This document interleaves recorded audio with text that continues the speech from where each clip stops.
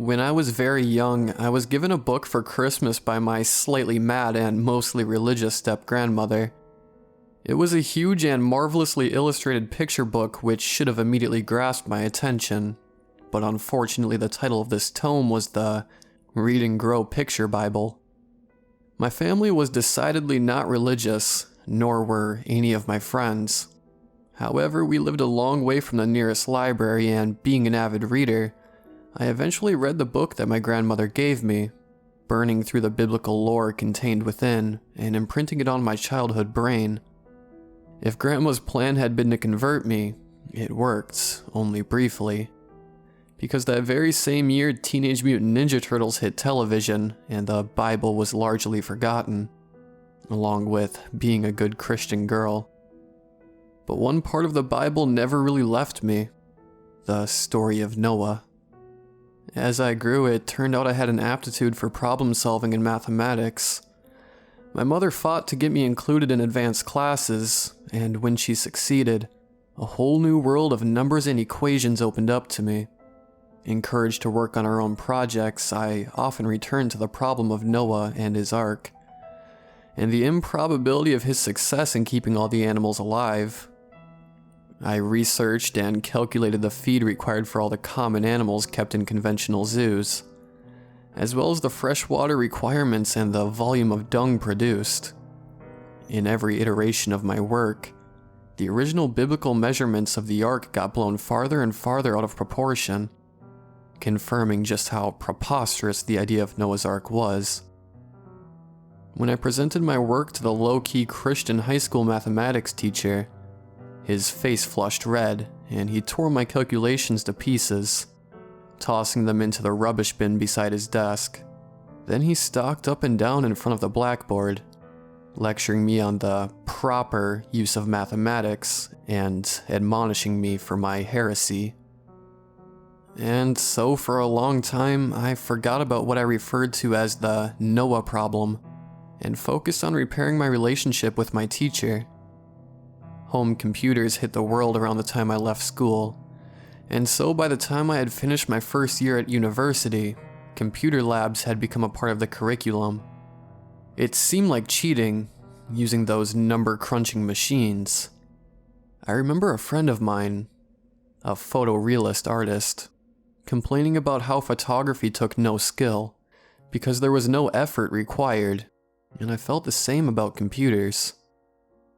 I actively enjoyed creating stacks of calculations, immersing myself in an ocean of equations, and so for a long time I resented those beige boxes with clacky keyboards, seeing them as the cheat's conceit. I managed without them for a long time, still turning in handwritten notes, and once I'd completed my doctorate, I realized that I had stretched myself to the limits of my mathematical capacity, and that if I didn't adapt, I'd be left behind by peers who had availed themselves to these increasingly powerful thinking machines. So I did. I helped build the first supercomputer infrastructure at the university, from screwing blades of sharp-edged computer racks and running cables, to installing the operating systems and configuring the software that allowed this humming room full of hardware to interface as a single brain.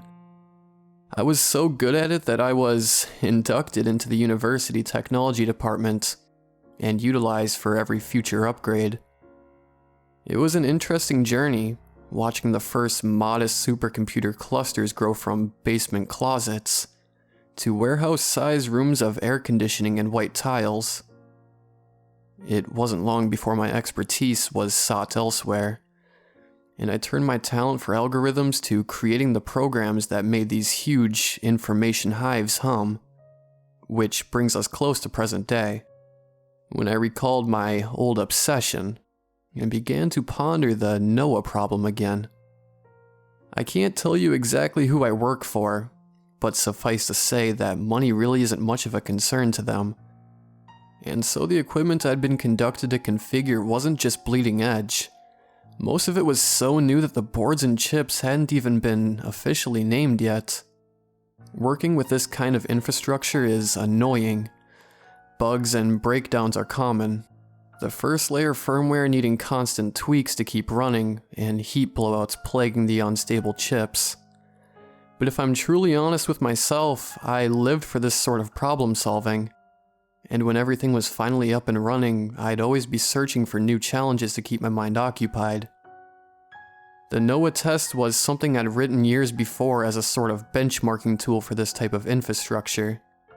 Similar to the traveling salesman problem, but far more complex. It involved running a simulation of what would actually be required for Noah and his children to keep X number of species alive on his floating barge. Of course, the conventional Noah's Ark wouldn't provide any kind of challenge to this sort of hardware, so I'd need to get creative with how the problem worked. I'd realized very early that one ark was infeasible, regardless of the size. Noah, his wife, his sons and their wives were not a sufficiently large workforce for the entirety of Earth's animal populations. But if you keep the original dimension of the ark and multiply the ark, putting different animal types in different arks from parallel Earths, you could easily account for all the species on the planet. Leaving the entirety of the problem running would give a decent stress test on the newly installed system. When I returned the next day, I pored through the datasets, astonished to find that the system had blown through the problem easily. It had predicted that 1,746,000 arks would be enough to complete the task of keeping 6 million non-aquatic animals alive for 40 days. The logistics were very basic and didn't account for a lot of variables, but it was still extremely impressive. I'll admit I was excited. This was the closest I'd ever come to having a definitive answer of the Noah problem, of a feasible, answerable way that the Noah could have kept every species alive on a floating boat for 40 days. I dissected the data, looking for missing variables, and reworked the already unwieldy program. It took into account other factors. What about the psychological stress of the human zookeepers? How would the Noahs on all the arks interface with each other to coordinate resource swapping in case of problems? And the eventual release of all the animals onto the prime Earth? What hierarchy structures would need to be implemented? How many shift rotations and what safety precautions would be needed on the Predator arks? All this and more I fed into the Noah experiment, trying to account for every conceivable issue that could possibly be experienced. Even the loss of whole arks and the need to load the cargo and occupants onto neighboring arks. Confident that I'd given the new system far more than it could chew, I set the simulation running. It hadn't completed when I checked it, first thing in the morning, but it was astonishingly close, grinding through billions of trillions of permutations per second. When I checked in again after my second coffee, it had finished the complete set, and the gargantuan set of output files sat there, waiting for me to examine them. Loath though I am to ascribe human characteristics to a machine. The system almost seemed eager for me to open the dataset. The huge racks full of equipment hummed with an anticipatory note, which almost seemed to change to one of triumph as I browsed the data. It was impressive, I can't lie to you. It was the perfect outcome to the Noah problem, describing the optimal results for both the human crews and the animals. There were even annotations about the psychological profiles of each Noah set, describing how the prime primate ship, Noah, had become the leader of the Noah experiment, while the Noah set assigned to the sanitation fleet were considered lowest in the pecking order of Noahs.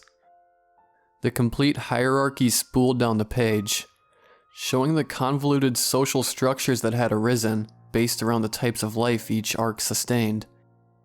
I shuddered when I discovered that I dubbed the plague arks, ships full of animals and humans riddled with lethal and non-lethal parasites, all in various states of pain and distress, many not destined to see the flood recede.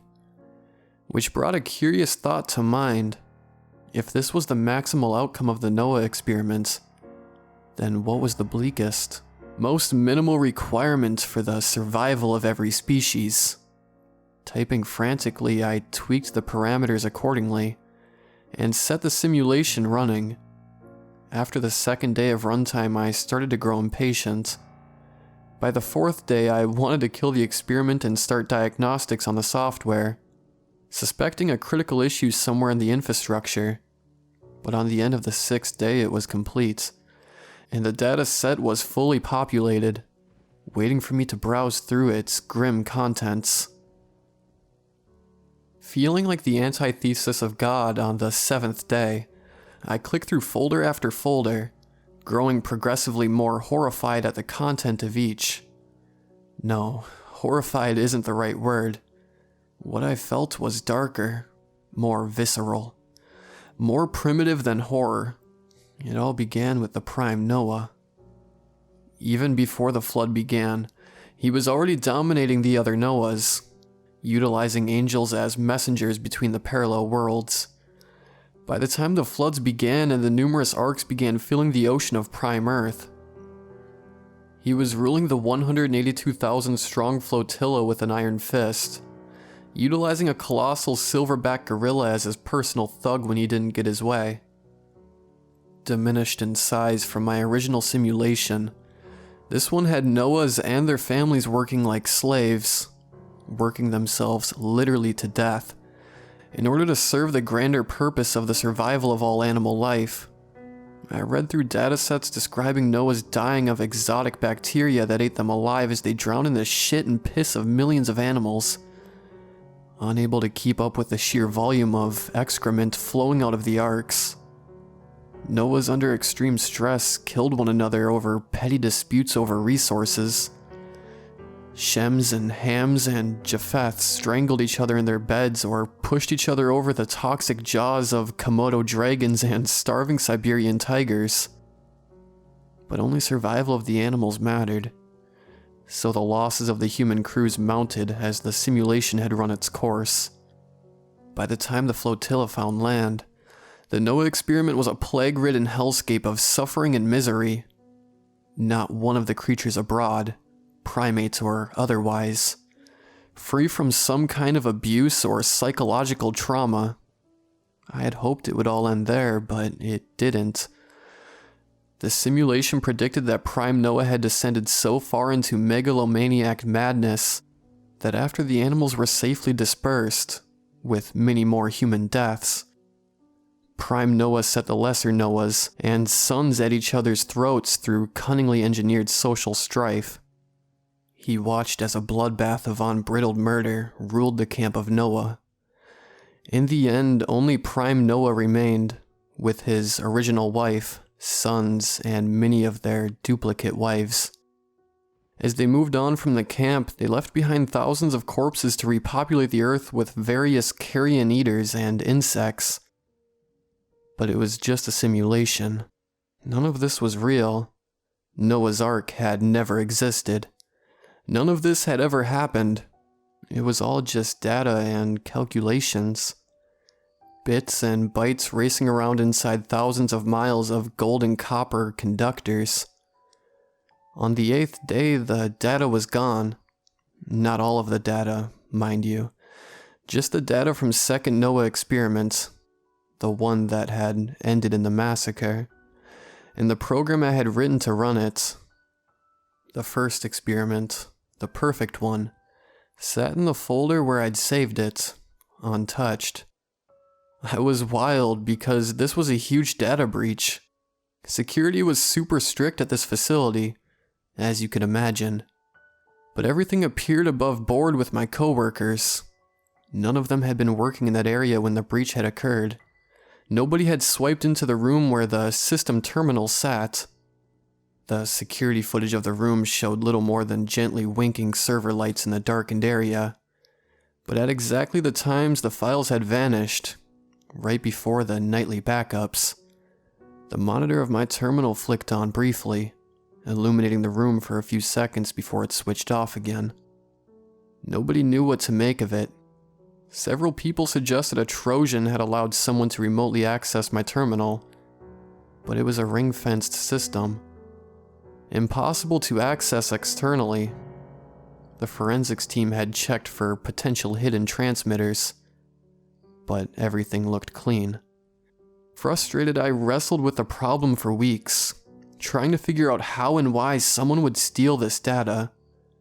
In the middle of one sleepless night, I recalled that there was one system that I hadn't thought to check, if only because it didn't seem relevant. Inside the lab was an audio monitor, which I could use to listen to the ambient hum of the system, to check for the grinding whir of fans that were about to fail from blown bearings. Reaching for my tablet, I hurriedly pulled up the exported logs for the day of the data theft, keying in the exact time my terminal had activated itself. There was nothing at first, but when the light of the monitor flickered out, I heard a sound. I replayed it dozens of times, not believing what I was hearing. After the 13th playback, I swore and threw the tablet at the wall, where it dented the plaster, then clattered onto my dresser, scattering jewelry and perfume bottles. It was an unmistakable sound, one that even a child would recognize.